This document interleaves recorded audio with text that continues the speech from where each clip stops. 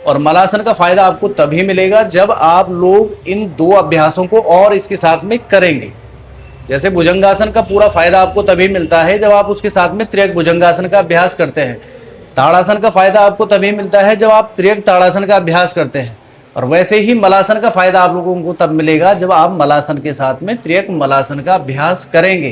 तो आइए जानते हैं त्रियक मलासन के बारे में, कैसे इसका अभ्यास करना है सारी विधि के अनुसार में, और क्या क्या इसके बेनिफिट्स हैं, क्या इसमें सावधानी हम लोगों को बरतनी चाहिए, वो भी इस वीडियो के माध्यम से।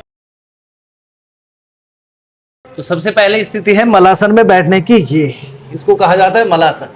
ये पाँव में इतना गैप देना है ताकि आपकी हील भी अच्छे से नीचे टच हो जाए और आप आसानी से इसमें बैठ पाए इस प्रकार से।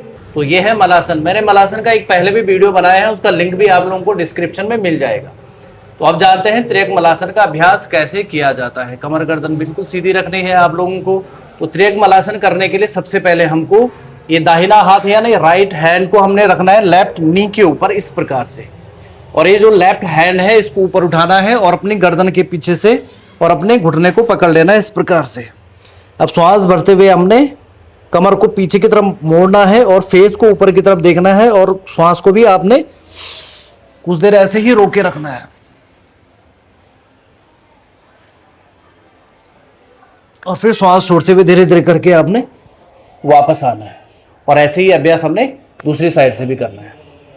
लेफ्ट हैंड को राइट नी के ऊपर, ये वाला हाथ हमारा राइट हैंड लेफ्ट नी के ऊपर, श्वास भरी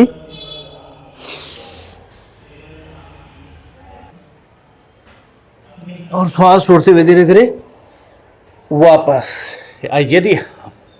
यदि आपको लगता है ये थोड़ा सा डिफिकल्ट है अच्छे से, ये इतना मोड़ना मरोड़ना ये हमारे बस की बात नहीं है, तो आइए जानते हैं इसका एक शॉर्ट वर्जन भी है, उसका भी आप अभ्यास कर सकते हैं। तो आपने क्या करना है, इस प्रकार से हाथ को यहाँ नीचे रखना है, या पाँव के पंजे को भी पकड़ सकते हैं इस प्रकार से। श्वास भरी, ये वाला हाथ ऊपर उठाया और इस हाथ को देखते हुए श्वास को अंदर भरें और ऊपर देखें। इसी प्रकार से हमने वापस आना है और इस साइड से भी हमने ऐसे अभ्यास करना है। श्वास भरी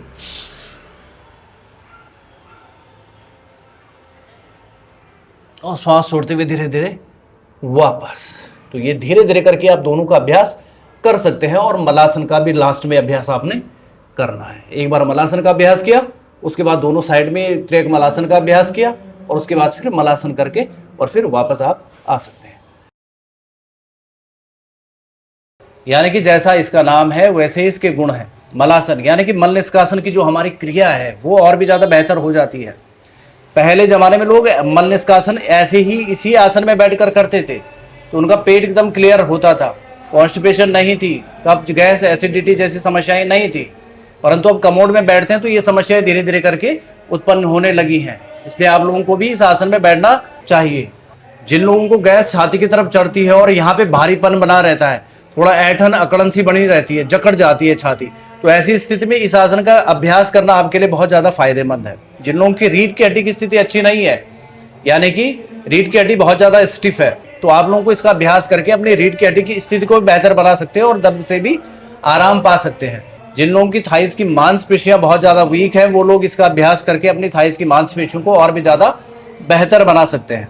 ये हमारे पेल्विक फ्लोर को मजबूत बनाता है, यानी कि हमारा हिप जॉइंट है, लोअर बैक है, इसकी स्ट्रेंथ भी बढ़ती है, इसकी पोजीशन भी बेटर हो जाती है।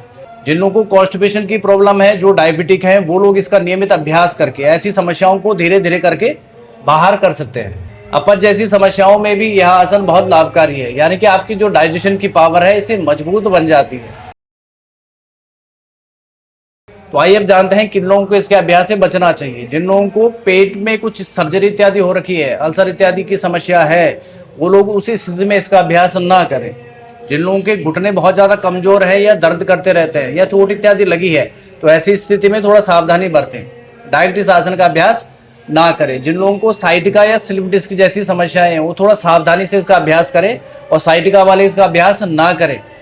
बाकी लगभग सभी लोग इसका अभ्यास कर सकते हैं। तो आशा करता हूँ कि दी गई जानकारी से आप लोग संतुष्ट होंगे। यदि आपके मन में भी कोई सवाल है, यदि आप हमसे कुछ पूछना चाहते हैं, तो आप कमेंट सेक्शन में जरूर बताएं, हम उसका आंसर आपको अवश्य करेंगे।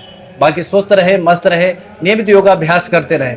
और यदि आपने इस चैनल को सब्सक्राइब नहीं किया है तो चैनल को सब्सक्राइब अवश्य करें और इस वीडियो को आगे अधिक से अधिक लोगों तक शेयर करने का प्रयास करें। और आज की वीडियो में बस इतना ही। मिलते हैं नए टॉपिक के साथ नई वीडियो में। तब तक अपना ध्यान रहे, स्वस्थ रहे, मस्त रहे। जय बद्रीनाथ।